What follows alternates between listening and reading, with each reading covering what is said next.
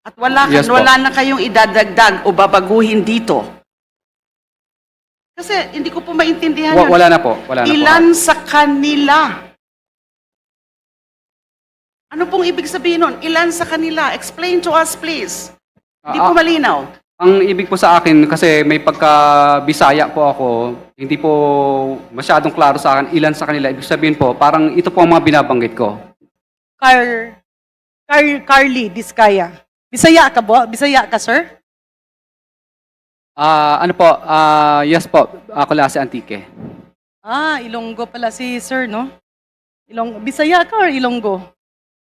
Matagal na po kasi ako wala doon, pero yung punto ng pagsasalita ko, parang yun ang hindi nawala. Okay. Pero naiintindihan niyo po yung Tagalog? Yes po. Opo. Naiintindihan niyo rin po yung Bisaya? Kalahati, 1/4 na lang po, naiintindihan ko. So, ibig sabihin, hindi ka Bisaya. Kasi sabi mo kanina, nalilito ka dun sa yung judicial affidavit kasi Bisaya ka. Bisaya rin po kasi ako eh. Kaya naisip ko, kung Bisayain ko, baka mas magkalinawan tayo ba?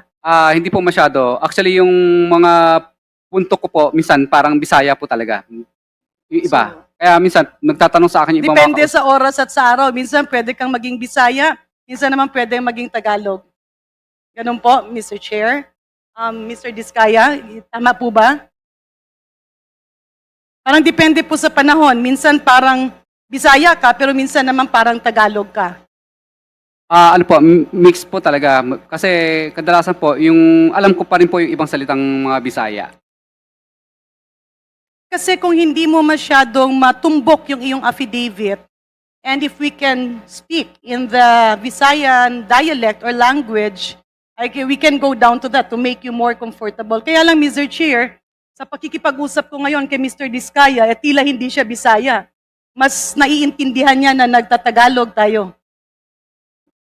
Opo, Your Honor. So ano po ang ating gagawing salita? Tagalog or Bisaya, sir? Tagalog na lang po. Thank you very much, Mr. Chair, for that. In other words, medyo naintindihan niya po yung nakalagay dito sa judicial affidavit.